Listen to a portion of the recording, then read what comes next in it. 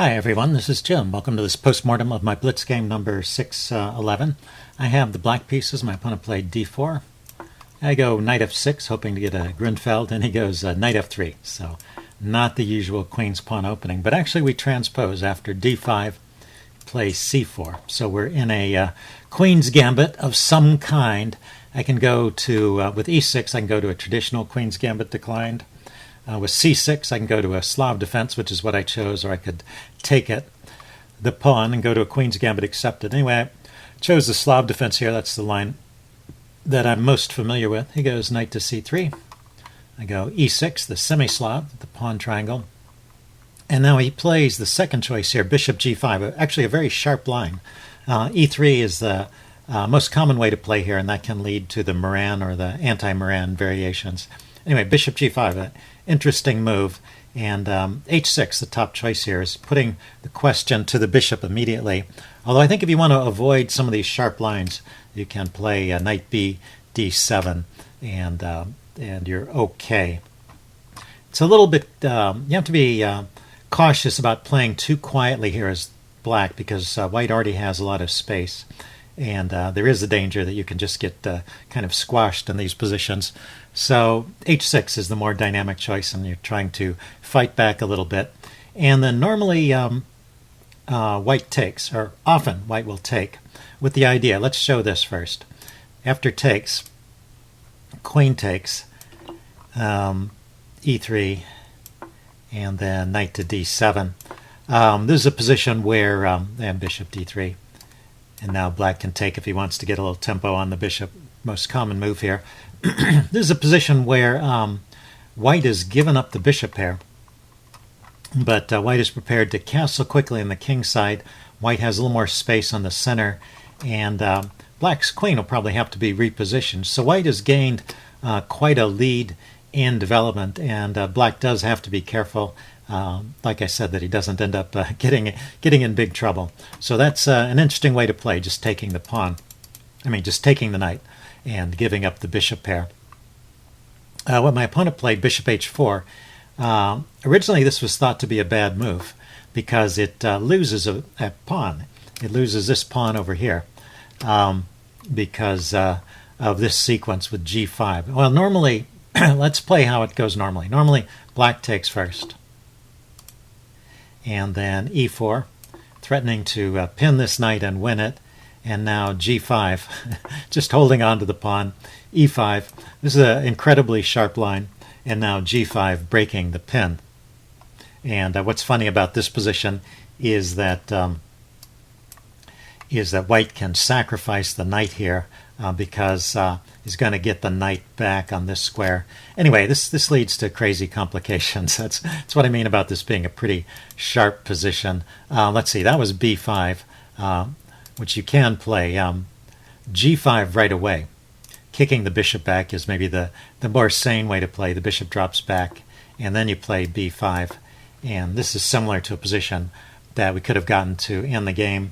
And black has held on to the pawn. He hasn't suffered any crazy tactics on g5 and is doing okay, but his position is a little bit, how should I say, it's kind of full of holes, right? These pawns are kind of scattered. There's lots of open diagonals, and he's going to have trouble finding a safe home for his king. So it's worth a pawn for white to get this kind of position, and white players are happy to play this as a kind of a gambit. Well, it is a gambit. So decent gambit compensation for white and an interesting way to play. And that's kind of the direction we go. So after bishop h4, I threw in g5 immediately rather than taking first. But we end up in the same position. I play g5, plays bishop g3, and then I took the pawn. And then right here, if white had played e4, then we had transposed back into that same position that I just showed you.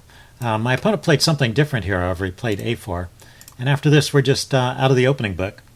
But, well, this position has the same kind of features, which is that black is up a pawn, but his position is kind of a mess, and white has enough compensation for the pawn.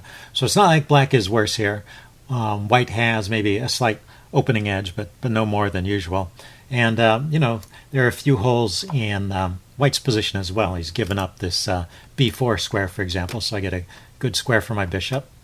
And we play on with okay moves for a while. Knight bd7, e3, threatening to round up this pawn.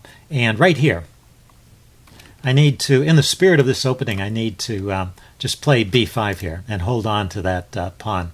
I didn't play this. I was worried about the light squared diagonal for some reason, which is often a concern, the weakness of the c6 pawn and a bishop on the light squared diagonal. But it's not a concern here because there is no bishop on the light squared diagonal. I wonder if I sort of misunderstood where this bishop was placed. I mean, normally that's a fear when white has this bishop on g2 and he's looking on that long diagonal, then this is a real problem. But that's not happening here. First of all, this bishop would have to move out of the way, then this pawn would come forward, and then the bishop would move there. So it's at least 3 moves away from getting there, and this bishop has nowhere to go at the moment also. So it's just not happening anytime soon. So b5 would be the correct move here, and we'd continue on in a position which is roughly even. My structural weaknesses compensated for by my extra pawn, bishop to b7. I get on this diagonal first, and everything is okay for black. So that's the way to play this. I played knight d5, due, as I said, to this unexplained fear of the light squared diagonal. And so I just give up the pawn. And now I have no compensation for my deficits. I've got a weakened position over here, and I don't have a pawn to show for it. So white is just better, and white stays better for a while here. Let's see. I take on c3. This knight is pinned, but he's going to castle and will be unpinned soon, so I decide to take care of that. I want to eliminate some pieces, trying to reduce his attacking potential against my weakened king side here. And then I drop this bishop back to a5. I can route it back to c7 as a way of trading off this bishop here. He castled. I bring my knight over to f6, help protect the king side. He goes e4 now, good move, taking more space in the center. And I bring my bishop my knight all the way to h5, taking a look at his bishop on g3. He hops in with knight to e5, and I kick it with f6. So through all of this, white has maintained an advantage. You know, I'm trying my best, but white's playing well and he's keeping the edge. This move here also still keeps the edge, but it's a bit of a risky move. You know, this knight is really in danger of getting stranded, and I tried to exploit that with rook to g8. And then he pushes on with e5. So he's just trying to tear my position apart before I can even get castled or get settled. But at the same time, you know, he's in danger of losing this knight. So pretty tricky situation for white. Instead of playing e5 in this position, he's still good. So this move, knight to g6, which I first thought was the cause of his problems, he's still okay here with the move bishop to e2. So when the bishop goes to e2, it's counterattacking my knight, which is loose on my knight is loose on h5 here. Now I can move my knight with tempo. So I take off the bishop, and his knight is hanging all this time. And but he takes with the f pawn. He doesn't take with the h pawn. He takes back with the f pawn, opening up this diagonal for his rook, and gives up the knight. And this is turns out to be a good sacrifice for white. Well, for one thing, it's hardly a sacrifice. The bishop comes to h5 immediately, so at least he's getting a rook for 2 pieces. And my king side is still a mess, and he's opened up the f file. So this is, let's see, I come over here to defend the f pawn. Plays g4, king g7, e5, just pushing these pawns forward. This is the move he played right away, but you know, the chess engine wants to set this up. And now I need to play f5 to block his queen. There's this exchange. And then finally he takes the rook. I never had a chance to move that rook to safety. And so white was winning that rook all the time. And in this position, the chess engine prefers white by quite a bit. I do have the bishop pair against a rook, which is similar to what happened in the game at the end. But in this position, the queens and rooks are still on, and my queenside pieces are not yet developed. And my king is just in a very shaky condition here. So white has a winning attack in this position, and that would have been the way to play it. So, I don't know, a little bit tricky to see. Bishop to e2, you might rule that out just because of knight takes g3, and then this knight is hanging. But taking back with the f-pawn and getting this open f-file as compensation, and also the pin on the rook. If you see those two things, then you might go ahead with that. Anyway, he played e5 immediately. So I just bring my king over to f7. I want to try and defend things and attack his knight at the same time. The knight's currently defended by the queen, so it's not yet hanging. But after I attack it with the king, then it is hanging. He plays e takes f6. If we back up one move, there's still a move here for white to keep the edge, which is f4. Also with this idea of opening up the f-file, but that is that line got so complicated I couldn't possibly explain it. Sometimes these lines just get crazy. Hard to say how easily a person could evaluate that, particularly in a blitz game. So I can't blame him for missing f4, although there is the logic to it of just opening up the f-file. So maybe you would play that anyway without calculating it out to the full extent, which seems impossible. Anyway, he took on f6.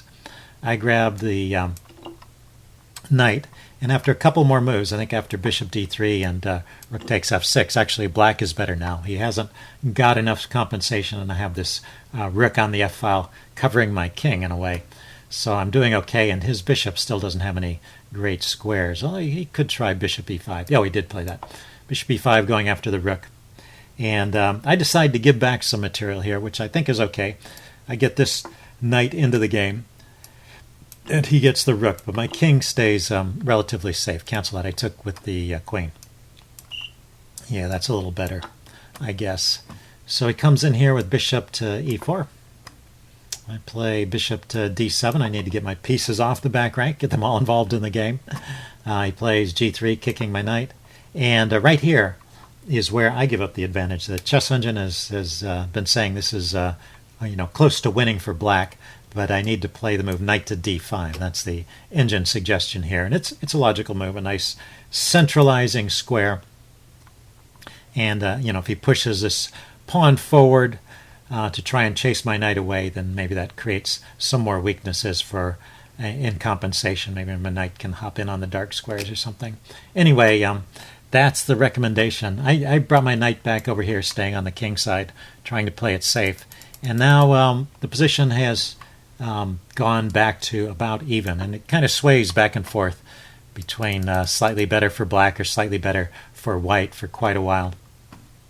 Let's see. I went king g7 to get off the f-file in case that opens up suddenly. He takes. He was planning to open that up. Queen to g5. Queen takes pawn, and I puts this rook hitting my b-pawn, and I defend it with the rook. I wasn't too happy about this because I'd rather this rook were active, but I don't want to give up that pawn and create some weaknesses. Also, it's the invasion, really. The invasion of the rook on the 7th rank would be too much to deal with. And I didn't want to push this pawn forward and lock my dark-squared bishop out of the game, so I was kind of forced to play this move, which turns out to be okay. Let's see. He went king to h1 after that. Now I push on with b5. Maybe not the best, but still keeping it in the range of about even and helping to free up my pieces a little bit. So he went rook to f2 here, preparing to double on the f-file. I now can bring my rook over to oppose his rook. He doubles rooks. I trade one pair off, and he comes over with the queen. And let's see, I go bishop to e8. I can see that there's some dangerous threats developing here. At the moment, my knight is covering this square, and my bishop is covering this square, and the king and queen cover that square. So I have it covered at the moment, but he can trade off that knight, and that's what he does. But let's see, bishop takes g6 is actually a mistake. So I guess there's just no great way for white to continue the attack at this point. And the chess engine didn't come up with anything. But bishop takes g6 actually gives the advantage back to black with good play. So maybe, White's idea is just to try and hold on to this position, maybe trade off on the queen side and go after some of these weak pawns over here, rather than trying to go for the direct attack on the king. It just doesn't seem to be happening. But this is a tricky decision. So after bishop takes, I need to take back with the bishop. And just to show how this might go, bishop takes. He can invade with the queen. I can't really stop queen f8. But after king h7, my bishop and my queen together are controlling these squares, and the rook can't invade. If the rook comes here, it's just threatening the bishop, but it's not enough to accomplish anything. And yeah, it just doesn't look like that's working out for black. And this bishop is now free to grab a pawn, for example, after that. So this is winning for black. White's attack just does not break through in this case. But the way I took was a mistake. I took with the queen, and now he comes in here with the check. I have only one move, so we're in this position with my queen here instead of my bishop here. And now there's a winning move for white. So if you want to study this position, there's only one move that wins. There's some moves that draw, but there's only one winning move here. And it's a good chance. Also, it's a good lesson. If you've played a long game and you finally got this opportunity where you've broken through, it's really worth your while to take the time to make sure you're playing the winning moves here and not just playing the first move that comes to mind. And of course, it depends on the clock, but I think there was time to really think about this situation and put the game away. Anyway, pause the video and see if you can figure out the best move for white right here. Okay, I'm giving the answer away now. The move to play is queen to e7, check. And of course, it's a move you should think about because it's a check. You look at all the forcing moves first when you're trying to figure out what's going on here. And notice if the king moves, the king goes to the back rank here or here. The rook just comes in to f8 with mate. So there's no help for the king running away. So the only move that puts up any kind of fight is queen to g7. But queen to g7 lets go of the bishop here. And not only is the bishop gone, but now this rook is threatening to come in on the light square that the bishop was guarding. So white is just completely winning here. So that's the way to play it. Queen to e7 check was the key move there. Instead, he came in with the rook. He played rook to f6, hitting my queen. And after this, black is better once again. So I survived that. I was better up until...